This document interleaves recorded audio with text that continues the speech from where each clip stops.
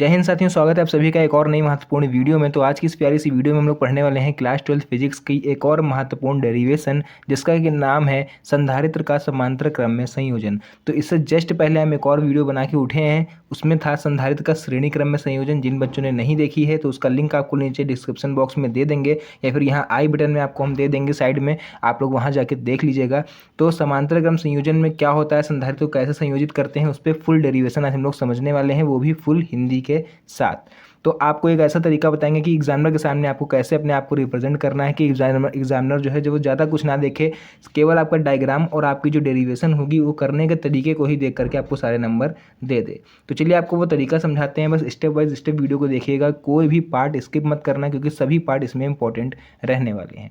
तो चलिए आज की इस प्यारी सी वीडियो को हम लोग स्टार्ट करते हैं। वीडियो में आगे बढ़ने से पहले सबसे पहले आप लोग को ये डायग्राम समझाएंगे, जो डायग्राम यहाँ पर बना हुआ है, क्योंकि एक बार अगर आप लोगों ने इस डायग्राम को क्लियर समझ लिया तो आप लोग डेरिवेशन अपने आप कर डालोगे। तो चलिए इस डायग्राम को देख लेते हैं, क्या इसकी बनावट है और क्या क्या इसमें हमने यूज़ किया हुआ है। सबसे पहले नाम है हमारी डेरिवेशन का संधारित्र का समांतर क्रम में संयोजन। तो हमने 3 संधारित्र ले लिए, C1 C2 C3। क्लियर, यानी संधारित्र की धारिताएं ली हैं C1 C2 C3, और तीनों को ही हमने समांतर क्रम में रखा है, जैसा कि मेरी डेरिवेशन कह रही है। ठीक है, C1 C2 C3 अलग अलग हैं। देखो करंट प्लस से माइनस की ओर जाती है, तो प्लस से करंट यहाँ तक आई। यहाँ पर देखो आवेश अलग अलग जाएगा, Q1 यहाँ जाएगा, Q2 यहाँ जाएगा, Q3 नीचे जा रहा है। ठीक, यानी Q1 Q2 और Q3 तीनों अलग अलग जा रहे हैं, और यहाँ से अलग अलग निकल के फिर यहाँ पर एक हो जाएंगे। तो यहाँ पर जो हमने माइनस सिरे से इसको कनेक्ट कर रखा है बैटरी के, और इसको हमने बच्चों प्लस सिरे से कनेक्ट कर रखा है। तो इसी माइनस प्लस के चक्कर में ही यहाँ पर देखो प्लस वाले के सामने प्लस आवेश और माइनस वाले के पास माइनस आवेश रखे हुए हैं। अब जब प्लस माइनस बीच में काम कर रहा है तो इसके बीच में एक वोल्टेज भी काम करेगा, यहाँ से यहाँ तक और यहाँ से यहाँ तक V2, यहाँ से यहाँ तक एक वोल्टेज लगेगा, उसको बोलेंगे V1 V2 V3 नहीं बोलेंगे, क्योंकि वोल्टेज तीनों में बराबर लगेगा। इससे पहले जो डेरिवेशन हम लोगों ने पढ़ी है श्रेणी क्रम की, उसमें वोल्टेज अलग अलग था, इसलिए वहाँ पर हमने V1 V2 V3 लिया हुआ था। यहाँ पर आवेश अलग अलग है, इसलिए यहाँ पर हम लोग Q1 Q2 Q3 अलग अलग लेंगे। क्लियर, चलिए इसका हम लोग देख लेते हैं थोड़ा सा जो सिद्धांत होता है, कैसे इसको हम लोग रिप्रेजेंट कर सकते हैं एग्जाम में। तो सबसे पहले आप लोग को यहाँ दिख रहा होगा, माना 3 संधारित्र जिनकी धारिताएं C1 C2 व C3 हैं। 3 संधारित्र हैं C1 C2 C3, जिनको समांतर क्रम में इस प्रकार जोड़ा गया है कि प्रत्येक संधारित्र की पहली प्लेट पर बैटरी के धनावेश, ठीक, तथा दूसरी प्लेट को बैटरी के ऋणावेश से जोड़ा गया है, जिससे संधारित्र की प्रत्येक पहली प्लेट पर धनावेश, यानी यहाँ पर प्लेट पे दिख रहा होगा धनावेश, तथा दूसरी प्लेट पर ऋणावेश आ जाता है। बस इतना ही आपको बच्चों लिखना है, जितना समझा है केवल उतना ही लिखना। उसके बाद अब यहाँ से आपको क्या करना है, नीचे अपनी डेरिवेशन स्टार्ट कर देना है। समझ में आया तरीका कि कैसे आपको एग्जाम में स्टार्टिंग करनी है। चलिए देखिए यहाँ पर डेरिवेशन इसको कैसे स्टार्ट करोगे।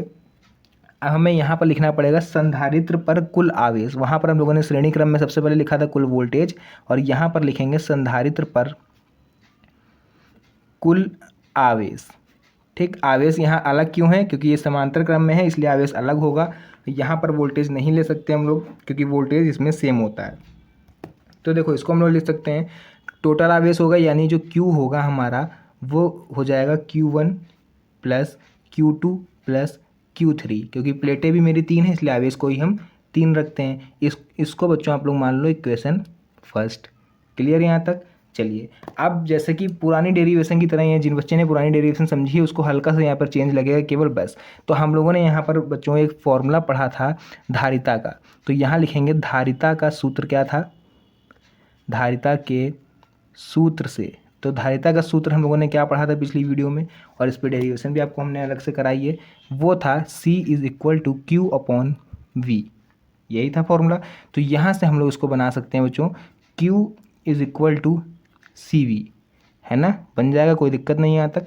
चलिए अब आगे देखो, यहाँ पर हम लोग अब 3 संधारित्र की अलग अलग धारिताएं निकालेंगे। कैसे निकालेंगे, यहाँ पर लिख लो, पहले संधारित्र की धारिता, पहले संधारित्र की धारिता है ना, सेम बिल्कुल पिछले वाले की तरह, बस हल्का सा चेंज हुआ है यहाँ। पहले संधारित्र की धारिता क्या हो जाएगी बच्चों, देखना ध्यान से, Q1, ठीक, क्योंकि आवेश अलग है। C हमारा हो जाएगा 1, क्योंकि प्लेटें अलग हैं। वोल्टेज बराबर है, इसलिए केवल V लगा रहेगा। ठीक, जैसे वहाँ पर भी आप लोग देख रहे थे V2 और C2, मतलब जो V1 C1 था चेंज हो रहा था, लेकिन Q मेरा एग्जैक्ट एक ही था, कांस्टेंट था, लेकिन यहाँ पर वोल्टेज कांस्टेंट होगा।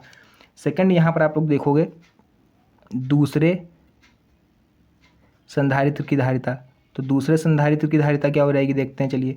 दूसरे संधारित्र की धारिता, तो यहाँ पर ये हो जाएगी बच्चों हमारे Q2 is equal to C2V।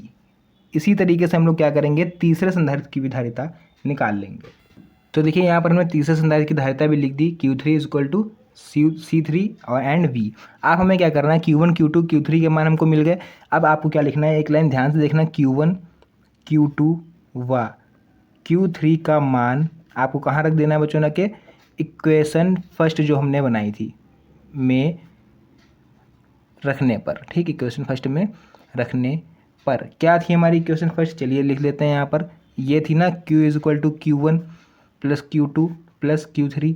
तो इन सब की वैल्यू तो हमको पता चल गई है। अब हमें क्या करना है, Q is equal to Q1 की जगह आप लिख दोगे बच्चों C1B, Q2 की जगह C2V और Q3 की जगह C3V। यहाँ तक क्लियर। क्या कॉमन मिल रहा है इसमें बच्चों, V कॉमन है, बाहर निकाल लो, अंदर बच जाएगा C1 C2 C3। क्लियर है यहाँ तक। अब इस V को क्या करेंगे, इसके नीचे भेज दो तो हो जाएगा Q/V is equal to C1 C2 plus C3। तो यहाँ से हमने स्टार्टिंग में ही आपको एक धारिता का सूत्र बताया था, आपको याद होगा, C is equal to Q/V से। तो Q/V को हम लोग क्या ले सकते हैं, C। तो यहाँ पर बच्चों आप लोग टोटल लिख दोगे C is equal to C1 plus C2 plus C3। तो आई थिंक यही हम लोग को प्रूफ करना था और यही संधारित्र की धारिता होती है समांतर क्रम में। तो बच्चों बहुत ज़्यादा मेहनत लगती है आप लोग के लिए ऐसी वीडियो बनाने में। आप लोग को कुछ मेहनत नहीं करनी है, बस जो साइड में ब्लैक बटन दिख रहा है सब्सक्राइब का, यार इसको जरूर एक बार प्रेस कर देना, ताकि कोई भी मैं ऐसी वीडियो इंपॉर्टेंट वीडियो डालें तो आपके पास नोटिफिकेशन सबसे पहले पहुँच जाए और आप उस वीडियो को समय रहते देख पाओ। बाकी अपने फ्रेंड सर्कल में भी इस वीडियो को शेयर कर देना। मिलते हैं नेक्स्ट वीडियो में एक और अच्छी इंटरेस्टिंग मज़ेदार वीडियो के साथ, तब तक के लिए धन्यवाद।